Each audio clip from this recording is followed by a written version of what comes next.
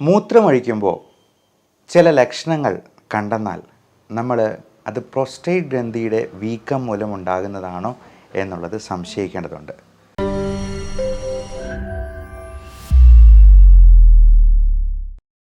പ്രത്യേകിച്ചും പ്രോസ്റ്റേറ്റിൻ്റെ ക്യാൻസർ ഒരു പ്രായം കഴിഞ്ഞെന്നാൽ പുരുഷന്മാരിൽ വരാനുള്ള സാധ്യത വളരെ കൂടുതലാണ്. അതിന് പ്രോസ്റ്റേറ്റ് സ്പെസിഫിക് ആൻറ്റിജൻ എന്ന് പറയുന്ന ഒരു ബ്ലഡ് ടെസ്റ്റ് വഴിയാണ് നമ്മളതിൻ്റെ സ്ക്രീനിങ് ചെയ്യുക. എന്നാൽ എപ്പോഴും മൂത്രമൊഴിക്കാൻ പോകുന്നു എന്നുള്ളത് കൊണ്ട് മാത്രം നമുക്ക് പ്രോസ്റ്റേറ്റിന് ക്യാൻസറാണ് എന്നൊന്നും ധരിക്കേണ്ട. കാരണം മറ്റ് പല കാരണങ്ങളും നിസ്സാരമായിട്ടുള്ള നമ്മുടെ ആങ്സൈറ്റി പ്രോബ്ലം കൊണ്ടുപോലും ഈ ലക്ഷണം കാണിച്ചു എന്ന് വരാം. അതുപോലെ ഉറക്കത്തിലുണ്ടാകുന്ന തടസ്സങ്ങൾ, ഇൻസോംനിയ അഥവാ ഒബ്സ്ട്രക്റ്റീവ് സ്ലീപ്പ് ആപ്നിയ പോലുള്ള പ്രശ്നങ്ങൾ കൊണ്ട് ഇങ്ങനെയുള്ള ലക്ഷണങ്ങൾ കാണിച്ചേക്കാം.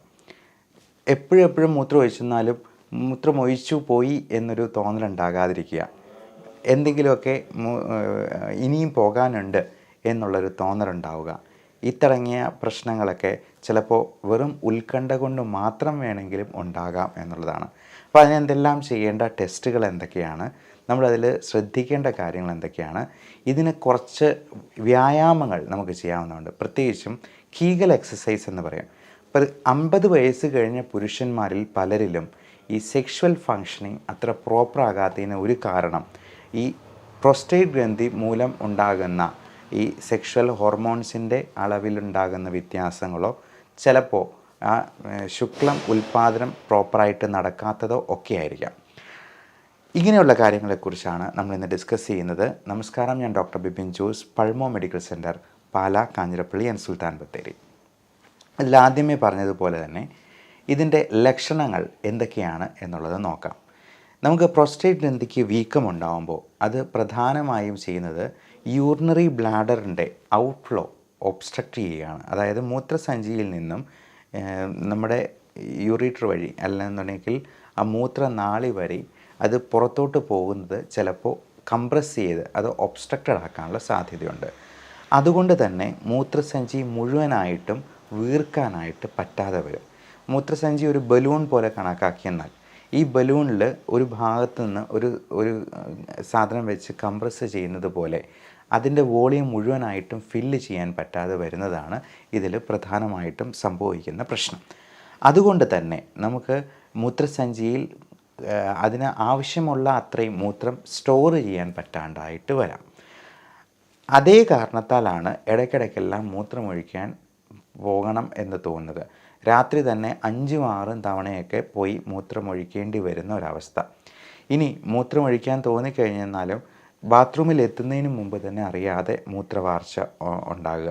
അപ്പം ചിലർക്ക് അതിൻ്റെ കൂടെ എന്തെങ്കിലും ചുമയോ കഫക്കെട്ടോ ഒക്കെ ഉണ്ടെന്നുണ്ടെങ്കിൽ ഈ ചുമയ്ക്കുന്ന സമയത്ത് ഇൻട്രാ അബ്ഡോമിനൽ പ്രഷർ കൂടുകയും പെട്ടെന്ന് തന്നെ അറിയാതെ മൂത്രം പോവുകയും ചെയ്യുന്നത്. 2, മൂത്രമൊഴിച്ച് കഴിഞ്ഞെന്നാലും ഫുള്ള് മൂത്രം വോയിഡ് ചെയ്ത് കളയാൻ പറ്റാതെ വരിക. കുറച്ച് മൂത്രസഞ്ചിയിൽ തന്നെ തങ്ങിയിരിക്കുക. അതുകൊണ്ട് തന്നെ ഇവർക്ക് മൂത്രമൊഴിച്ച് കഴിഞ്ഞെന്നാലും ഫുള്ള് മൂത്രം പോയില്ല എന്ന് അവർക്ക് തന്നെ ഒരു ഫീലിംഗ് ഉണ്ടാവും. അപ്പം ചില അവസ്ഥകളിൽ ഇതേപോലെ തന്നെ സ്ത്രീകളിലും സംഭവിക്കാം. പ്രോസ്റ്റേറ്റ് ഗ്രന്ഥിയുടെ വീക്കം കൊണ്ടുണ്ടാകുന്നത് പോലെ സ്ത്രീകളുടെ യൂട്രസ് താഴേക്ക് ഇറങ്ങി വരുന്നത് കൊണ്ട് ഇത്തരത്തിലുള്ള പ്രശ്നങ്ങളുണ്ടാവും. അപ്പം അവർക്ക് മലം ശരിക്കും മുഴുവനായിട്ടും പോയില്ല എന്ന് തോന്നലുണ്ടാവും. ചിലർ വിരലിട്ട് ഈ തള്ളി നിൽക്കുന്ന യൂട്രസിനെ അങ്ങ് തള്ളി മാറ്റിയിട്ട് വയറ്റിൽ നിന്ന് തീരുന്നത് വരെ ചില രോഗികൾ ചിലപ്പോൾ തുറന്ന് ഷെയർ ചെയ്യാറുണ്ട്. അപ്പോൾ ഇങ്ങനെയുള്ള അസുഖങ്ങളൊക്കെ ആൾക്കാർക്ക് പുറത്ത് പറയാനൊരു മടിയാണ്. നമ്മുടെ അച്ഛനോ അമ്മയ്ക്കോ അല്ലെങ്കിൽ നമുക്ക് പ്രായമായവരുണ്ടെന്നുണ്ടെങ്കിൽ അവരോടൊന്ന് ചോദിച്ച് മനസ്സിലാക്കുക. കഴിയുമെങ്കിൽ ഈ വീഡിയോ അവർക്ക് ഷെയർ ചെയ്ത് കൊടുക്കുക. കാരണം ഒരു 50-60 വയസ്സാകുമ്പോഴേക്കും എല്ലാ ആളുകൾക്കും ഈ പ്രശ്നങ്ങളൊക്കെ ഉണ്ടാകാൻ സാധ്യതയുണ്ട്. പ്രത്യേകിച്ചും പുരുഷന്മാരിൽ പ്രോസ്റ്റേറ്റ് ഗ്രന്ഥിയുടെ വീക്കം ഉണ്ടാവും എന്ന് കരുതി ഈ വീക്കം ഉണ്ടെന്ന് കരുതി നമ്മൾ നേരെ പോയി സർജറി ചെയ്യേണ്ട കാര്യമില്ല. ഇതിനെ പല ഗ്രേഡുകളായിട്ട് നമ്മൾ തിരിക്കും. അത് അൾട്രാസൗണ്ട് സ്കാൻ ചെയ്ത് അതിൻ്റെ വീക്കത്തിൻ്റെ അളവ് നമ്മൾ നോക്കും.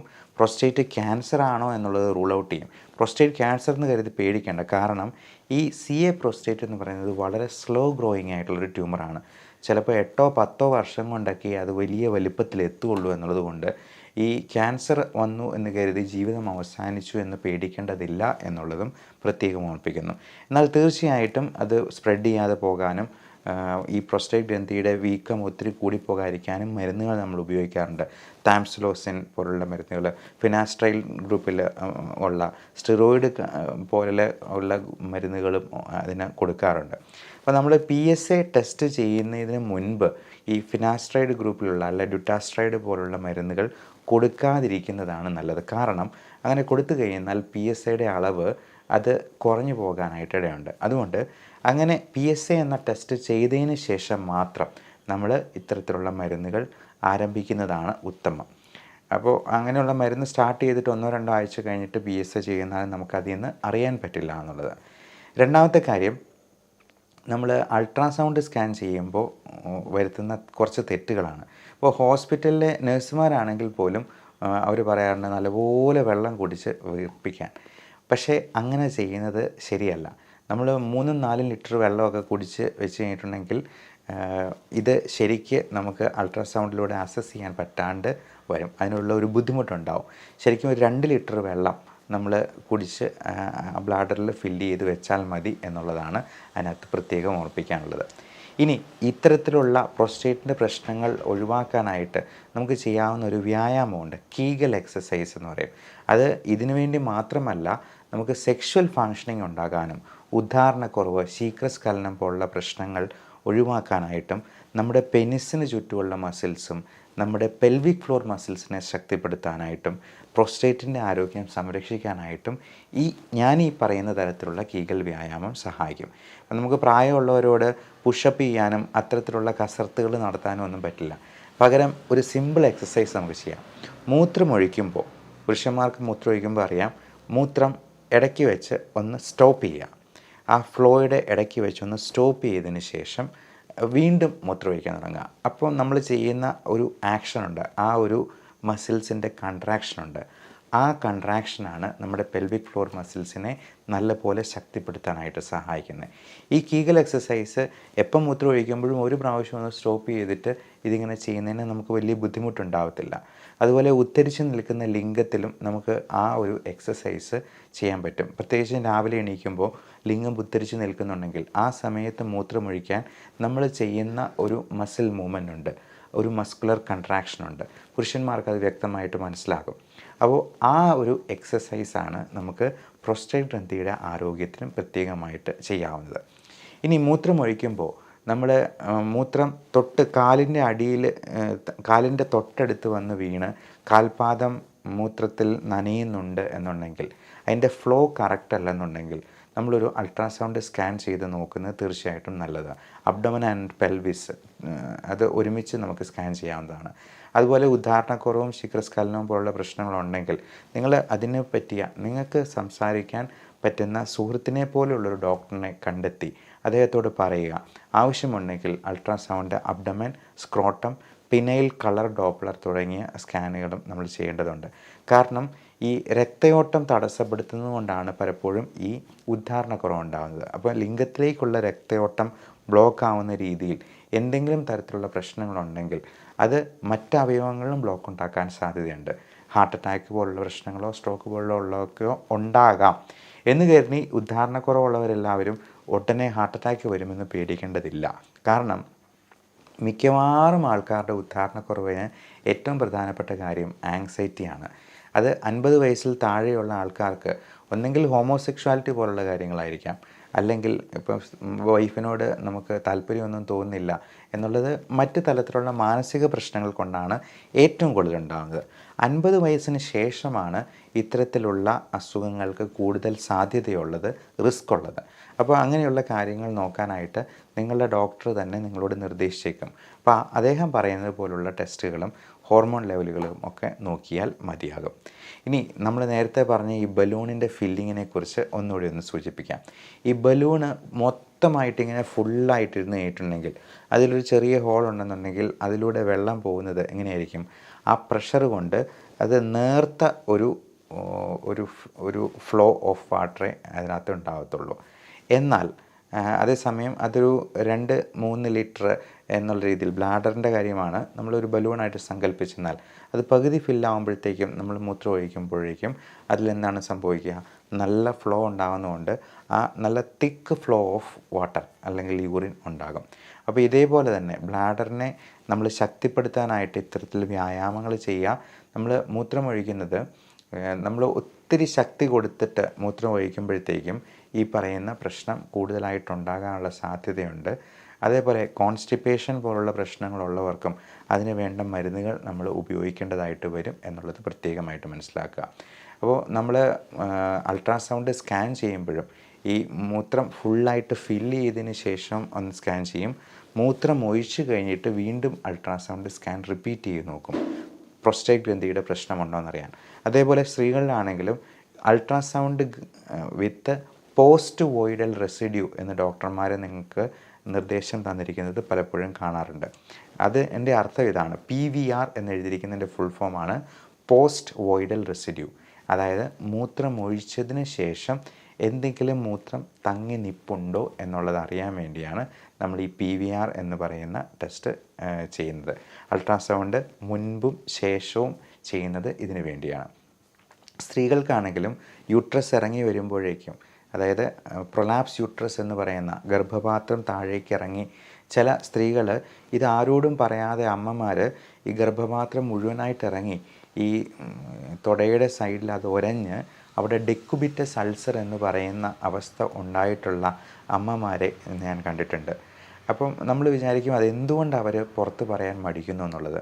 അതുകൊണ്ട് എല്ലാ ആളുകളും ഇത് കാണുന്നവർ നിങ്ങളുടെ അച്ഛനമ്മമാരോടൊന്ന് ചോദിക്കുക, ഇങ്ങനെ എന്തെങ്കിലും പ്രശ്നങ്ങളുണ്ടെങ്കിൽ തുറന്ന് പറയാനായിട്ട് അവരോട് പ്രേരിപ്പിക്കുക.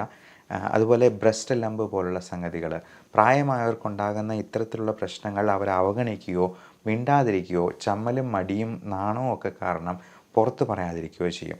അതുപോലെ വയറ്റിൽ നിന്ന് പോകാനായിട്ട് ബുദ്ധിമുട്ടുണ്ടെങ്കിൽ, വയറ്റിൽ നിന്ന് പോകുന്നതിൽ ബ്ലഡിൻ്റെ അംശം ഉണ്ടെന്നുണ്ടെങ്കിൽ, അതിൽ കറുപ്പ് നിറമായിട്ട് മലം പോകുന്നുണ്ടെങ്കിൽ, അവർ പ്രായമായവർ ചിലപ്പം വയറ്റിൽ നിന്ന് പോകുന്നത് അവർ ശ്രദ്ധിക്കത്തില്ല. പിന്നെ അവർക്ക് കാഴ്ചശക്തിയും കുറഞ്ഞു പോകുന്നത് കൊണ്ട് അവരിതിനെക്കുറിച്ചൊന്നും ബോധവാന്മാരായിരിക്കണമെന്നില്ല. എന്നാൽ മക്കളാണ് അതിനെക്കുറിച്ച് പ്രത്യേകമായിട്ട് ചോദിച്ച് മനസ്സിലാക്കേണ്ടത്. കറുത്ത നിറത്തിൽ മലം പോകുന്നുണ്ടെങ്കിൽ സ്റ്റൂൾ ഒക്കൾട്ട് ബ്ലഡ് എന്ന് പറയുന്ന ഒരു പരിശോധന ചെയ്ത് നോക്കുക. അത് ഈ മലീന എന്ന് പറയുന്ന, അതായത് 2-3 ദിവസം പഴകിയ രക്തമാണെങ്കിൽ അത് കറുത്ത മലമായിട്ടാണ് പോവുക. അപ്പോൾ ഇത്തരത്തിലുള്ള കാര്യങ്ങളെക്കുറിച്ച് നിങ്ങൾ ചോദിച്ച് മനസ്സിലാക്കി അതിന് വേണ്ട മുൻകരുതലുകൾ എടുക്കുകയും അങ്ങനെ എന്തെങ്കിലും അസുഖങ്ങളുണ്ടെങ്കിൽ തീർച്ചയായിട്ടും നിങ്ങളുടെ അടുത്തുള്ള ഡോക്ടറെ കണ്ട് അതിന് വേണ്ട ടെസ്റ്റുകൾ ചെയ്ത് നോക്കുകയും അത്യാവശ്യമാണ്. അപ്പോൾ സ്ത്രീകൾക്കും ഈ യൂട്രസ് ഇങ്ങനെ ഇറങ്ങിപ്പോകുമ്പോഴേക്കും ഈ മലബന്ധം, അതുപോലെ മലം മുഴുവനായിട്ടും പോകാതിരിക്കുക, മൂത്രം മുഴുവനായിട്ട് പോകാതിരിക്കുക തുടങ്ങിയ പ്രശ്നങ്ങൾ ഉണ്ടാകാൻ സാധ്യതയുണ്ട്. ഇപ്പോൾ ഗർഭിണികളായിരിക്കുമ്പോൾ പ്രസവ സമയം അടുക്കുമ്പോഴേക്കും ഗർഭിണികൾക്ക് ബാത്റൂമിൽ പോകണം എന്ന്, അതായത് വയറ്റിൽ നിന്ന് പോകണം എന്നുള്ള തോന്നലാണ് ആദ്യം ഉണ്ടാവുക ഈ കുട്ടി ഉണ്ടാകാൻ പോകുന്ന സമയത്ത്. അപ്പോൾ ഗർഭിണികൾ ഒരിക്കലും ബാത്റൂമിലോട്ട് ഒറ്റയ്ക്ക് പറഞ്ഞു വിടാറില്ല. കാരണം അവർക്ക് ആ ഒരു തോന്നലുണ്ടാകുന്നത് ഈ ഗർഭപാത്രം നല്ലപോലെ വികസിച്ച് കുട്ടി പുറത്തേക്ക് വരാനായിട്ട് സമയമാകുമ്പോഴാണ്. അതുകൊണ്ട് അവർ ബെഡിൽ തന്നെ അതിനു വേണ്ടി ട്രൈ ചെയ്യാനായിട്ടാണ് അവരോട് പറയുക.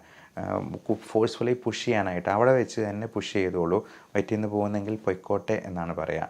അപ്പോൾ ഈ യൂട്രസിൻ്റെ ഇങ്ങനെ നിറഞ്ഞിരിക്കുമ്പോൾ ഉണ്ടാകുന്ന തോന്നലും ബാത്റൂമിൽ പോകാനായിട്ട് ഉള്ള തോന്നൽ, ടോയ്ലറ്റിൽ പോകാനുള്ള തോന്നലും എക്സാക്ട്ലി ഒരുപോലെയാണ് എന്നുള്ളതാണ് അതിനകത്ത് നമ്മൾ വളരെ കൗതുകമുണർത്തുന്ന ഒരു കാര്യം.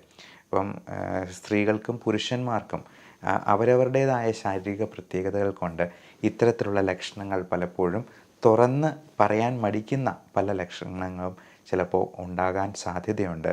അതിനെക്കുറിച്ച് പ്രത്യേകമായിട്ട് ബോധവാന്മാരാവുക. ഇത്തരത്തിലുള്ള ഇൻഫർമേഷൻ മറ്റുള്ളവരിലേക്ക് പരമാവധി ഷെയർ ചെയ്ത് എത്തിക്കുക. എല്ലാവർക്കും നല്ല ആരോഗ്യം ആശംസിക്കുന്നു. Love and regards, doctor Bibin Jose, pulmo medical centre, Pala, Kanjirappally, Sultan Bathery.